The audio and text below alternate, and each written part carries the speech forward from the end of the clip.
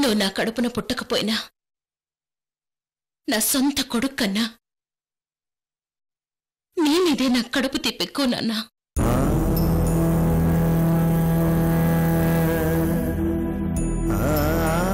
త్రిషతో ma'am,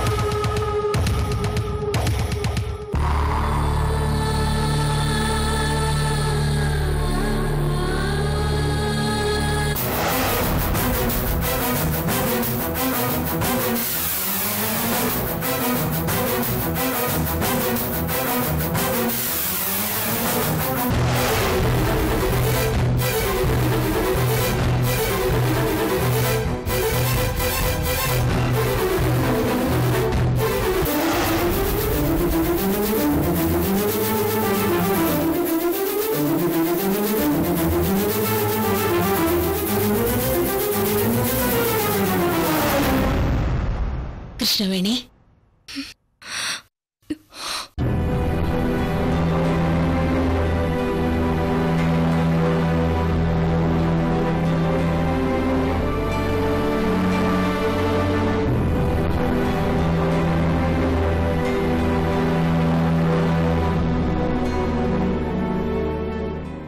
Krishnaveni, నాతో మాట్లాడాలని ఎదురుచూస్తున్నావు కదా?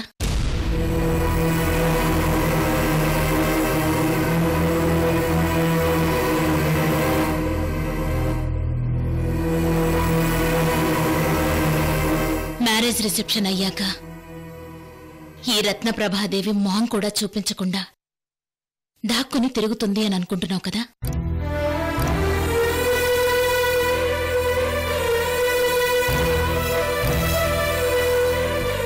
నిజమే కృష్ణవేణి, నీ ముందు నిలబడ్డానికి కూడా గిల్టీగా ఉంది. అందుకే రాలేకపోయాను.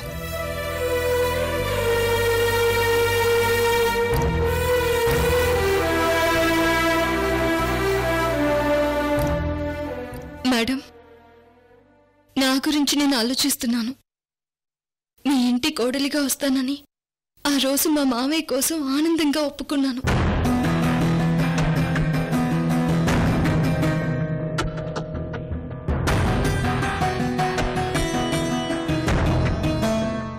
ఆ తర్వాత పరిస్థితులన్నీ మీకు తెలుసు. కోడలిగా ఈ ఇంట్లో ఎంత సంతోషంగా తిరుగుతున్నా మనసులో ఒక మూల ప్రతి క్షణం భయం.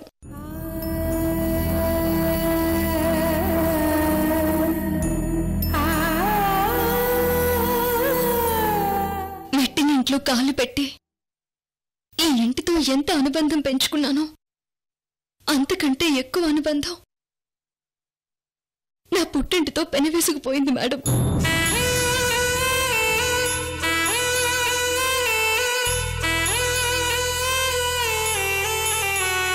నాకు పుట్టినిల్లు ఊపిరైతే మెట్టినిల్లు శ్వాస.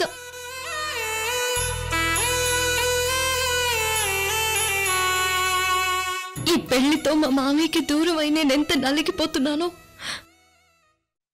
మీకెవరికి తెలియదు మేడం.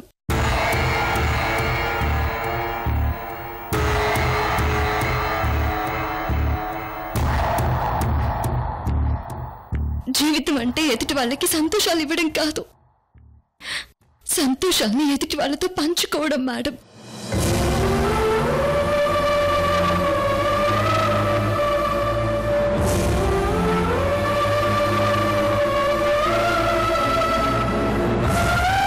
చిన్నప్పుడు మా అమ్మ చనిపోయినప్పుడు ఏడ్చాను. అప్పుడు ఎందుకు ఏడ్చానో తెలియదు. తర్వాత నాన్న పోయినప్పుడు ఏడ్చాను. నా సంతోషాన్ని ఎందుకు దూరం చేశావని ఆ దేవుణ్ణి ప్రశ్నిస్తూ ఏడ్చాను.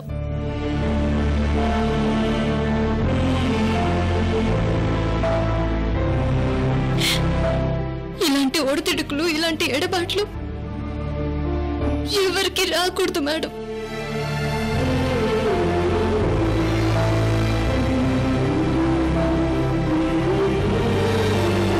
నాన్న దూరమైనప్పుడు ఎంతగా బాధపడ్డాను. మావిని ఎదిరించి పెళ్లి చేసుకున్నప్పుడు అంతకంటే ఎక్కువగా బాధపడ్డాను.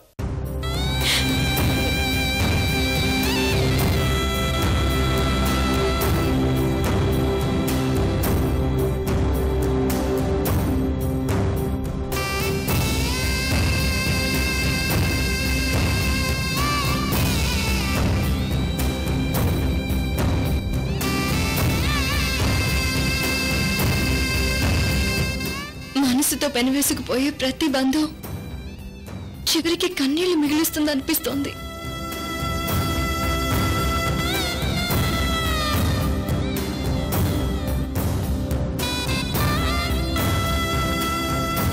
జీవితంలో ఎన్నో బాధలు వస్తుంటాయి. మనసుతో సన్నిహితంగా ఉన్న బంధాలే బాధల్ని మిగులుస్తాయి. అలాగని బంధాన్ని తెంచుకుంటామా?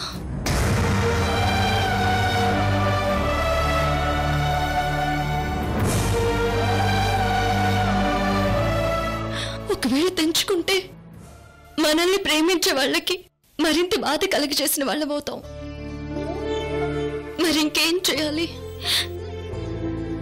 ఎలాగైనా గాయపడిన వాళ్ళ మనసులో బాధని తగ్గించాలి. ఫంక్షన్కి వస్తే మామయ్యకి నిజం తెలిసి ఆయనకి దగ్గరవుతాను. ఆయన బాధని పోగొట్టి విడిపోయిన నా కుటుంబంతో మళ్ళీ సంతోషంగా ఉందామని ఎంతో ఆశపడ్డాను.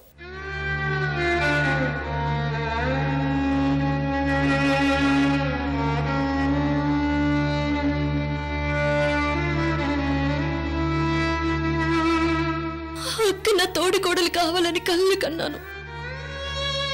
ఇది కూడా తప్పేనా మేడం?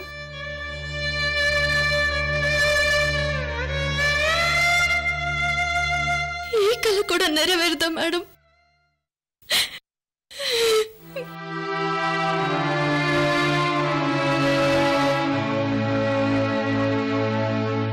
నా సంతోషం మా మామయ్య, నా జీవితం మా మామయ్య, నా స్నేహం మా మామయ్య.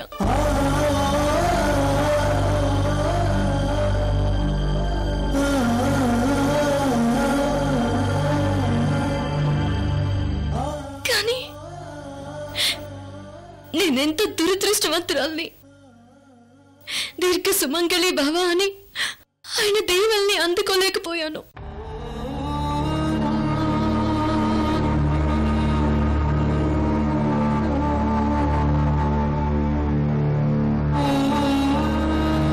నేను పెళ్లి మండపంలో తాళి కట్టించుకుంటుంటే ఆయన కళ్ళల్లో ఆనంద బాష్పాలు చూడాలనుకున్నాను. నా మేనకోడలికి గొప్ప సంబంధం చూశానని ఆయన గర్వపడితే ఆయన కళ్ళల్లో కనిపించే మెరుపును చూడాలనుకున్నాను. ఇవన్నీ చిన్న కోరికలు అనుకోవచ్చు, కానీ ఆడపిల్ల గొప్పగా ఫీల్ అయ్యేవి ఇలాంటి చిన్న చిన్న కోరికలే మేడం.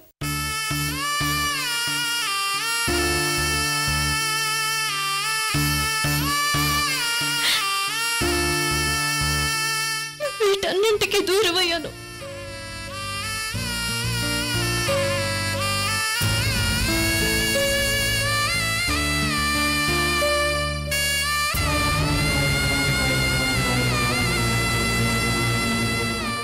నా బ్రతికి అర్థం చెప్పిన నా మేనమామకి దూరమయ్యి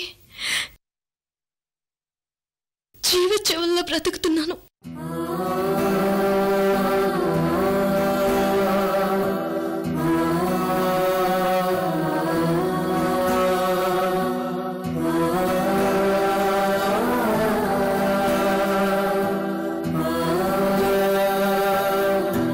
నా పెళ్లి నా కుటుంబాన్ని దూరం చేసింది.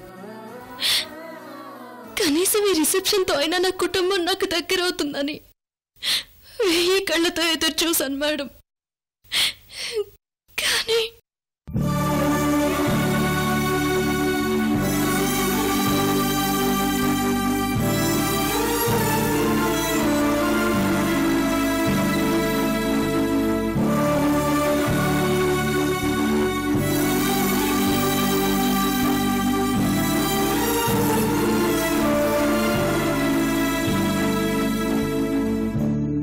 కృష్ణవేణి, నీ పరిస్థితిని నేను తప్ప ఇంకెవరూ అర్థం చేసుకోలేరు. నీకిచ్చిన మాటను నెరవేర్చాల్సిన బాధ్యత నాకుంది.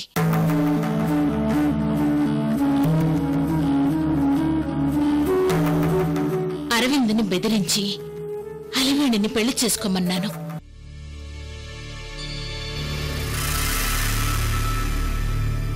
కాని వాడు త్రిషని పెళ్లి చేసుకుంటానని మాటిచ్చాడు.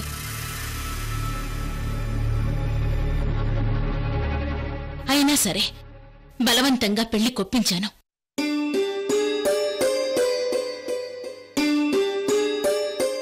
వాడి మనసులో ఏముందో తెలుసా?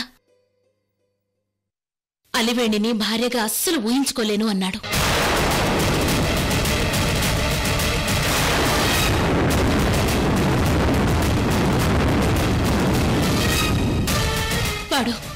వాడు అలివేణిని ఇష్టపడడం లేదు కృష్ణవేణి.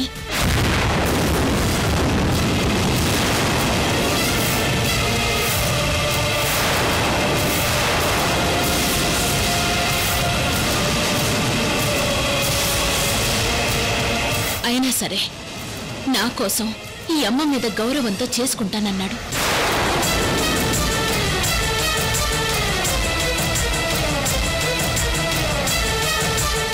కానీ వాడి మనసును చంపేసి అలివేణితో పెళ్లి చెయ్యలేను కృష్ణవేణి.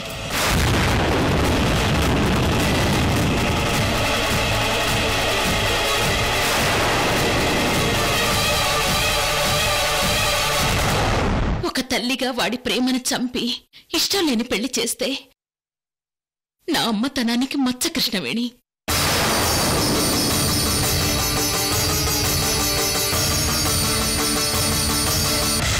చివరి క్షణం వరకు అలివేణితో పెళ్లి చెయ్యాలనుకున్నా అన్నీ ఆలోచించి ఇందాకే త్రిష అరవిందుల ప్రేమను ఒప్పుకున్నాను.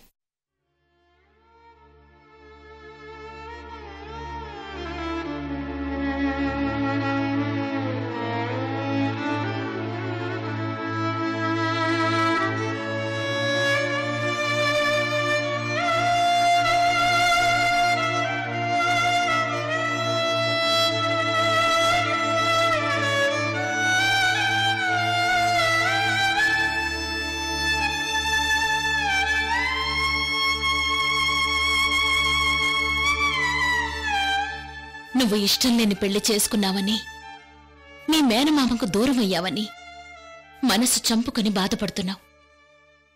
అలాగే అరవింద్కి ఇష్టం లేకుండా అలివేణితో పెళ్లి చేస్తే వాడు మనసు చంపుకొని జీవితాంతం బాధపడతాడు. అందుకే వాడిష్ట ప్రకారమే నిర్ణయం తీసుకున్నాను.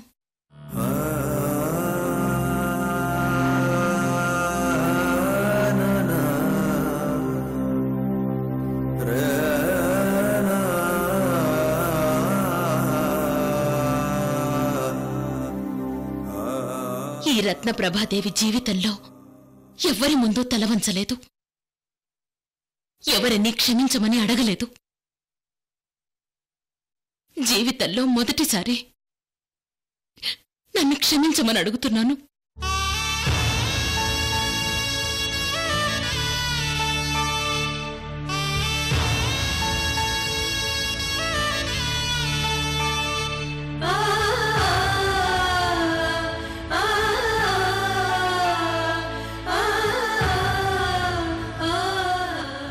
క్షమాపణలు కాదు, నువ్వు నాకు ఏ శిక్ష వేసినా భరిస్తాను కృష్ణవేణి. వద్దు మేడం, మీరలా మాట్లాడకండి. నా దృష్టిలో మీరెప్పుడు గొప్ప మనసున్న వ్యక్తి.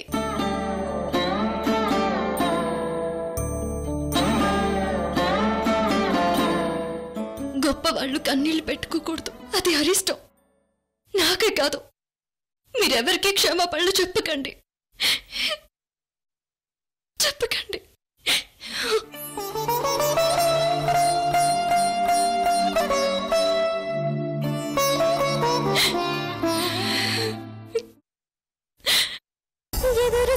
ఎదురు చూపుగా మిగిలిన నయనం, బదులు లేని పిలుపు గొంతులో నలిగిన మౌనం. చదువుల తల్లికి పెనిమిటి ఆ బ్రహ్మకు రాయడమే రాదా, నీ రాతకు ఈ గతి ఏమిటి, ఈ జన్మకు విధి అనుకోవాలా. అతిథిలాగా అనుకోకుండా వచ్చి వెళ్ళిన సంతోషాన్ని, ఆకురాలు కాలంలాగా మిగిలి ఉన్న సందేహాన్ని అడిగి చూడు ఒక్కసారి. అత్తారింటికి దారేది, అత్తారింటికి దారేది, అత్తారింటికి దారేది, అత్తారింటికి దారేది, అత్తారింటికి దారేది.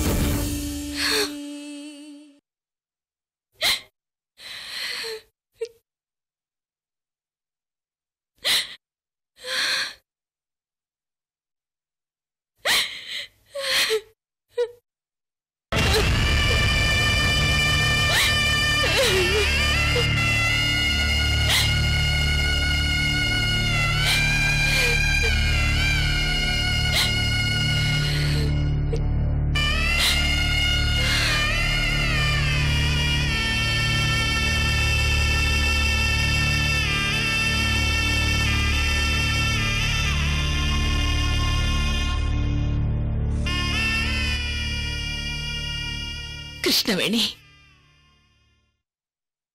నీ ముందు క్షమాపణలు అడగడానికి కూడా నాకిష్టం లేదు. మాట తప్పిన నేను చావడానికి కూడా సిద్ధపడ్డాను. కానీ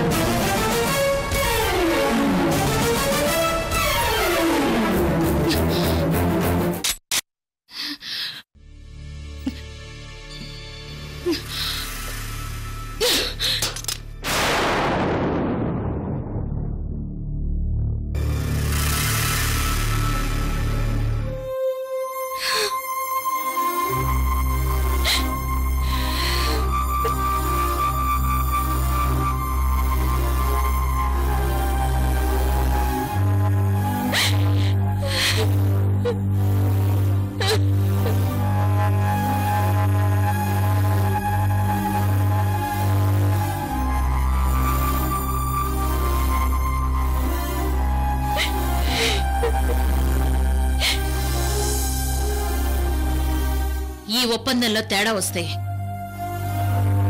ఈ పిస్టల్ పేలుతుంది. మాట తప్పితే ప్రాణాలు తీస్తానని ఆ రోజు నా మీద గన్ పెట్టారు.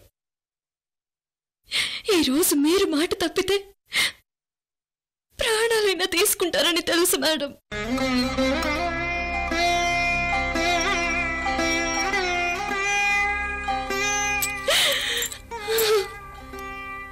అందుకే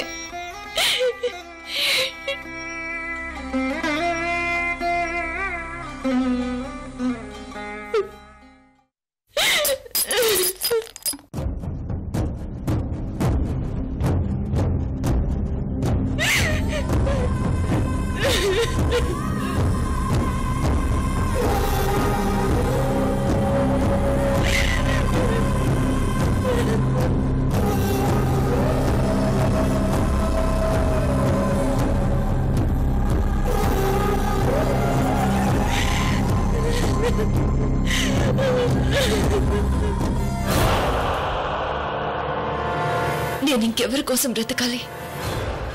ఎందుకు బ్రతకాలి?